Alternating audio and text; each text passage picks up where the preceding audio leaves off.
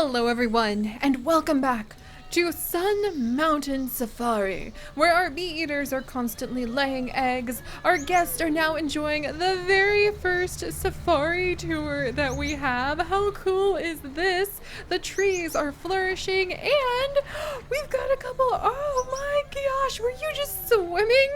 That is so cool. We have a couple aardwolves who are definitely enjoying themselves. Look at them. Are they going to do the snuggle cuddle sleep? They're doing the snuggle cuddle sleep. Oh my gosh.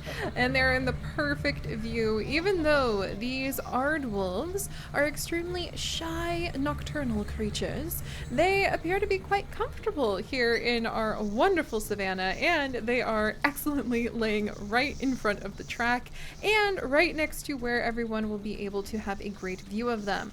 That makes me oh so very happy, since it makes our guest very happy and will hopefully educate them about the wonders of the natural world. Yes, we're up to another star. Oh my gosh, apparently the guests are being educated about the wonders of the natural world. So let's actually see how Georgia is feeling. She is unfortunately not pregnant. I would love to be able to see these two have more children, but they are quite shy. So I have been worrying a little bit about our aardwolves. I don't want them to feel too exposed, even with all of the guests around. So I was thinking about like other dens we could add in for them. Unfortunately, the raised sleeping platform is not something that's working for us just yet. But as time goes on, we will actually be able to access additional research and get them more dens, which will be very good because, my friends, I have learned that aardwolves, and here is your wonderful pixel biology fact for the day, these aardwolves actually have up to 10 different dens. So we talked about how the male and female wander around as a monogamous pair, and they will actually be in social groups with their children. Because they are so shy, a lot of people think they're solitary animals, but they actually do enjoy being with their family group. And that family group travels a lot because they pretty much just eat termites. These little creatures love termites, and they will eat up to let me get this right. They will eat up to 250,000 termites a night. And unlike some other species of termite eaters, like the aardvark, who likes to just tear into the termite mound, these guys actually wander up to the termite mound and lick the termites off the ground with their long, sticky tongue. And in order to keep them kind of in the area and happy, I do want to give them some more dens in the future that they'll actually use. And I also want to provide them with more termite mounds. So where's Levi came all the way over here to play with the oh my gosh. Okay, we've got to give Levi some more things. Look at all of these. Yes, this is awesome. Okay, so we're gonna give Levi some more things to actually chase. Oh my gosh. Oh my gosh, Arabian gerb prey. Oh my gosh, it would bounce around like a little mouse or something. Frogs! Yes! Let's add in some frogs and some lizards so they're in as live food, which is an interesting proposition. And we'll also put in like a couple of these interestingly shaped fruits that the animals don't eat, but they sure do like to play with these interesting fruits. Can I actually... It would be really cool if I could have renamed that. But let's actually add in some animals to our water area today. This is a lovely lake site. I'm sure it could definitely be rehabilitated with a few different fish, for instance. I do want to add in more insects here and there, which means I probably need to put down like some dead trees and things like that to kind of go with the insects. So yay, there's a log. That's exactly what I wanted. And eventually we will have like insect logs, but until then, yes, frogs. Okay, we're gonna put down, this is so cool. This is so cool. So these are not actually like frogs that count as like animals for the guests to get excited about, but they are frogs that have emerged from our little pond. And today, why don't we actually go ahead and work on our pond and try to get it prepped for perhaps hippos and other animals who would really appreciate this area. So let's look at the tropical savanna. And we do have the common hippopotamus, which I would love to see in here. We might even end up with a Nile crocodile in here at some point, which would be really cool. So let's imagine that we're going to be able to attract ourselves a common hippo, which is very expensive to get the grant for, but hopefully we could pull that off. And occasionally, like the aardwolves I did have to pay for, but in the future, every few adventures and episodes we have together, there is a chance. I actually do have a little list of random events that include different animals migrating into our savanna that will happen every 3 episodes or so. So I didn't do it quite the way I wanted to last time. Are you guys stuck because of this? Oh, it's from the live frog. That is so cool. I love seeing them hop around like that. But yes, so I haven't been able to do it quite correctly yet. But my friends, every 3 episodes do expect in the future, look at all of the appetites on that tree. I love it. To see different animals migrating in or even out of our area depending on how the population is going and depending on the things that we have added. So if we want to be able to like run the chance of getting a whole bunch of insectivores, for instance, animals that eat insects, we can continue to add in tons and tons of these little insect mounds and try to encourage the termites to come in. If we want to encourage animals who really need water, like hippos, to move in, then we should spend time working on that. And then in a few episodes or a few days of adventure, we should hopefully see new animals migrating into the area. So today, I think it would be really fun to actually work on preparing the area for a hippo and then seeing if perhaps other animals might come along too. Oh, the civet! So what would the hippo want? Oh, look at all these new trees we have! The umbrella acacia tree! Oh my gosh. That would be so cool. Look at these trees! Oh, what's this? What awesome bushes! Yes, that would be so cool. Okay. And then the hippo would also want to eat like a bunch of grass. That is totally something that they enjoy. And a bunch of hay. And the hippo would like want a scratching post, so like an old log to scratch up against, and a salt lick, and want some of like these big hay beds, the grass to relax in.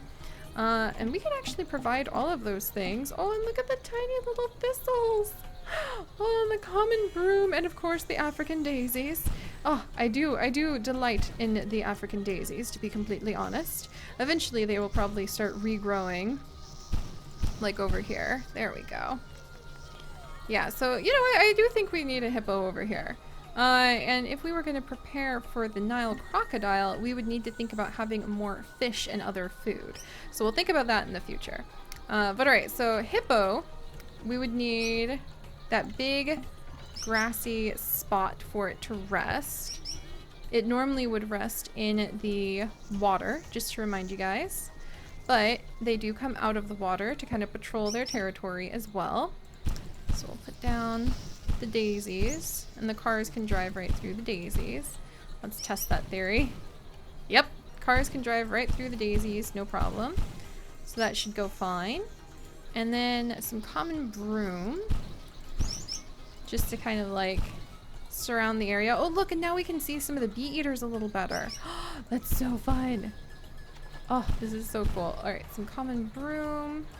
Maybe just a couple pieces. Oh, wow. It is so cool to see how the aardwolves just dive in. I don't know if they actually swim. And the guests are super thirsty, which reminds me we do have a mission from our PR team right now to actually add in a soda stand, which I can only imagine is like with carbonated water. Soda is not good for the environment. It's amazing how bad it is for the environment. In fact, the bee eaters. I learned this while trying to do some more research on the bee eaters. Or no, flamingos! That's who I did the research on. But I learned that one of the big things that is actually negatively affecting... and if we get the little waterways set up, we might get flamingos! That would be amazing. But I learned one of the big things that's negatively affecting flamingo populations in Africa are actually soda factories. a lot of the soda factories will pump water into the factory to make the soda. And then the water that they pump out after they're done processing the soda messes up the chemicals and messes up the sodium levels of the water, so that the little plankton, the little crustaceans, the things that the flamingos rely on disappear, or worse, will even poison the flamingos. So there have been incidences where hundreds of flamingos just die all of a sudden because of soda factories. And that really humbled me. I was like, geez, you don't really think about that. Like a can of soda being related to hundreds of flamingo deaths. So it's one of those things to definitely educate yourselves on. But enough of my rambling on that for now. Very important rambling, but I do have things I want to get done today. Let's add in an umbrella acacia tree or two over here, because we do have, and then maybe one down here. Yes, look at that. And then the hippos would really be quite hungry, so they eat a lot, and they would be coming out, and we'll kind of, the thickest patches, in fact this is a clever way to do it, we'll find some of the thickest patches of where the grass is, and we will put down the hay patches there. And then we'll go ahead and put down the greenest patches. We'll go ahead and start putting down some grass, and not just around where we want the hippos. I really want to make the entire the Savanna, feel pretty alive and vibrant in a lot of ways. So this is one of the ways we'll do that. We'll provide multiple food resources based off of how the environment looks all around the safari or the Savanna. And then we'll let the animals themselves decide on where they want to go and what they want to see. So that's going to be really fun. Also, like the places we just put down the trees, we can go ahead and add in carefully and kind of hiding it a little bit. If I'm any good at this. There we go, umbrella acacia tree, switch over a little bit. We can go ahead and add in those little water spots again to say that the trees are on really good spots for root systems. Because these are the fun ways that, or like over here, this definitely, like if the animals can get to it, this would definitely be a great water source for them. So we could try to hide some little water dishes over here and see if anybody manages to sneak in there for it. And then when it comes to like the lettuce, we might put that kind of over in the broom here and here and here. So I do want to kind of work on oh, horse lover wants to reproduce but can't find a mate. All right, horse lover, thank you so much for being our bee eater. I'm actually going to go ahead and have like a horse lover the second, I guess. Well, we're gonna go ahead and put horse lover up for adoption then, so that hopefully it can be part of a breeding program elsewhere. And then let's find, I need to name some of the babies. Oh, somebody is very unhappy. Are you okay, Vixie? Oh, it's probably because she's like, I really gotta lay this egg. You don't understand. And then we'll go ahead and have horse lover the second. There we go. If we adopt out a named animal, I'll go ahead and name a new generation after it. Oh, the aardwolves have wandered all the way back here now. But yeah, this is so cool. So that's how we'll kind of set up and try to prepare ourselves for creatures like hippos, is we will make it so that the area really reflects, like the environment reflects opportunities that the animals can take part in, and then we'll let them determine where they want to go. Like the aardwolves were over here, and now they have wiggled their way back here instead. And aardwolves, as I was mentioning to you guys earlier, travel quite a bit in search of food, and they actually have an average of 10 different dens. And how cool would that be? The kind of dens that they will share with the other animals in Africa will be like termite dens, for instance, and they'll find like abandoned aardvark dens or porcupine dens or spring hare dens.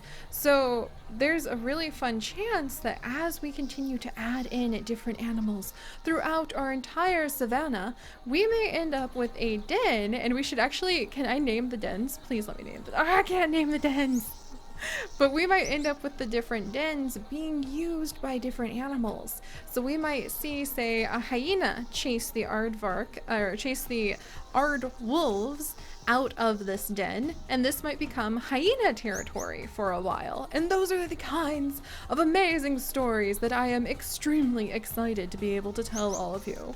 Also, let's make a fruit juice stand because the guests are very, very thirsty. I kind of feel like we should have another little section over here where after you get back from your safari, you can be really excited, maybe buy some gifts. It'd be really cool if you would like buy some of our gifts, you know, maybe have some cotton candy, like a little treat. In fact, maybe we should sell some popcorn before the safari. That'd be so cute. Safari snacks. Let's put one down. And then we'll go ahead and call this like safari snacks. We might even put down a different stand in the future. Oh gosh, and there's a little bit of a wait. We'll try buying another safari or van. I still need to name those. This is so cool. Alright, so we'll put that there. And then the kids really want to play around here, around the fountain. So I might go ahead and just make it like this. There, so they can properly like wander around the fountain. And then let's find... I know I just talked about the badness of like soda and things like that, so we're gonna say this is a local fruit juice stand, and because we do need to actually have one of our guests holding a soda, it said. Oh hey, this will work. Yeah, this is nicer. This is coffee, soda, and water, so we just need to like wait for one of our guests to be holding one of these. But I do kind of want to have like a refreshment section over here where you come back from the safari and you can kind of like come over and get a drink and maybe go to the restroom and spend your money on souvenirs. So we'll work on that next time too. Like a little souvenir section that we can create right over here to really encourage people. And people apparently need more bathrooms. I am always fine providing more bathrooms. That's an important part of this. Wow, Skytram! 100 guests on the Jeep already? This is fantastic. That is definitely an important way to note success for our safari tours. So that's a good thing. Okay, and we'll go ahead and, you know what, fine. If you guys want a path over there too. Oh dear me. All right, well, we're working on it, guys. It's kind of a mess.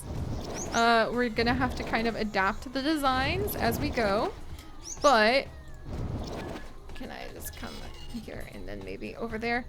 But I'm really excited, especially because this is one of the first places where we're gonna kind of watch the world evolve organically and really see as different animals claim different kinds of territories and how that works for them.